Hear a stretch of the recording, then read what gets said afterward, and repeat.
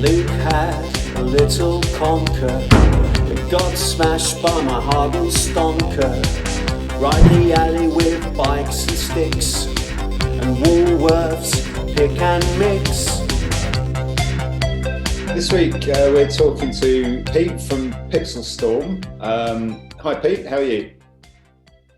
Hi, I don't know why I put my hand up because it's clear that that's me and not you. It's a thing from from group Zoom meetings, isn't it, where everyone has to identify themselves by waving.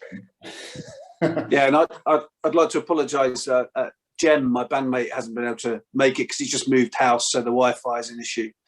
But hopefully I'll hopefully do us justice.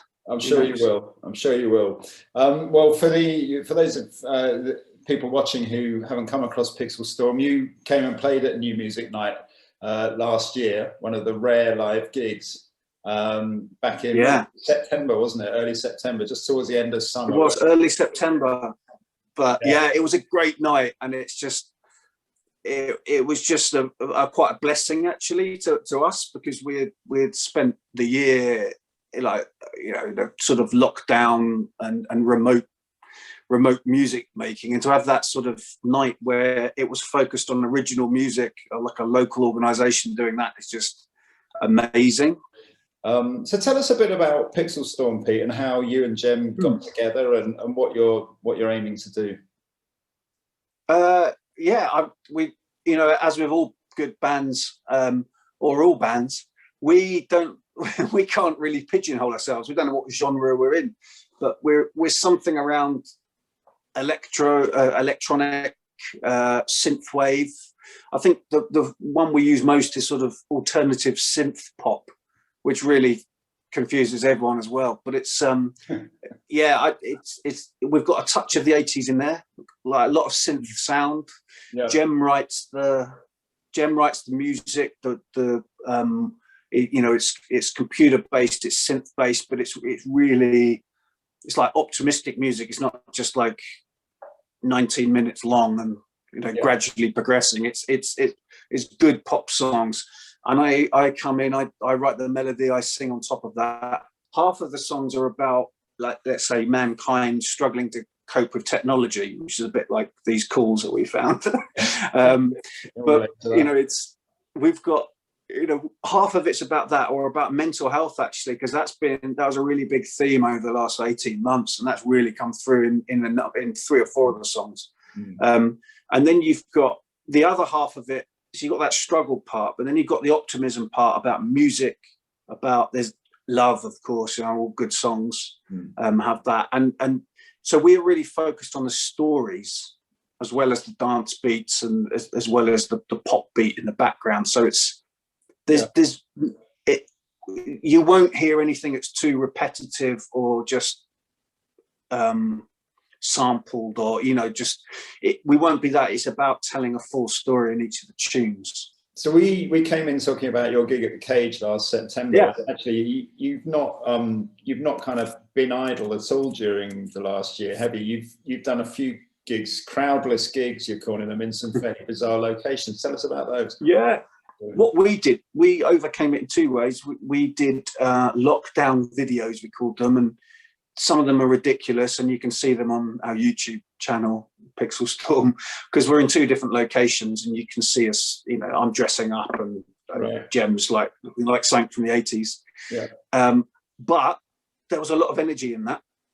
And then the second thing we did, once we came out of that first lockdown, we managed to get to outdoor venues that would take us, and we went to a gin distillery.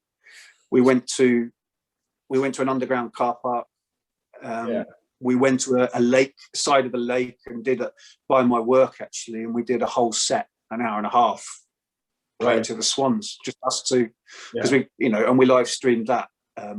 So when you say venues that would take you, these aren't traditional venues, are they? In distillery, car park. There's a song, on our YouTube channel. You can see outside the gin distillery. You can see a song called "Rise Up." Rise Up at the Farm, it was called, and it was at the Gin Kitchen in Dorking. and then the car park one, the whole set's on there. But that was like the early days of us trying to work out how to stream properly, and there's a few technical issues in there. But yeah, you can see that, you know, we're there for people to see. You did something with the boiler room as well, didn't you? What was that? So, well, that was so the boiler room in Guildford, great venue with a lot of history of breaking new acts, and you know, it's a target place that one day would love to play. Yeah. But they did an auction of prizes that people couldn't buy to help them survive. Okay. And I bought into an hour with the producer of Idols, which is a space producer, and that was because you know, I don't think it harms to get a bit of consultancy every now and again, and to get an outside view into what you're doing. And he helped us confirm that a duo was right, that our direction's fine. You know, we've got the right direction for us as a band, but our performance could improve. So the way I move and the way I do things can improve, and perhaps the way we look as well. So he made us go beyond the music and think people these days want the act. Right. They want almost a performer to be agnostic and not be about music only, but be about the art. And yeah, I don't know. We need to practice. We need opportunities to get in front of people. We're dying to get small local festivals. Yeah. But the difficulty with that is that they are trying to support other bands that they were already on the scene 2 years ago and have had or for last year at least, had the act bumped to the next year. Yeah. So, I think if we keep looking for interesting venues and perhaps trying to avoid just playing a corner of a pub, you know, just trying to be outdoors, trying to get a different type of hall or a business even, you know, just do something really different. Yeah. We can learn who we are. Well, fingers crossed for you, Pete, and we're looking forward to hearing more from Pixelstorm. We're always when you've got new stuff to put out, so please keep sharing it with us, and thanks very much for taking the time to talk to us today. No, that's brilliant, and thanks to New Music Nights.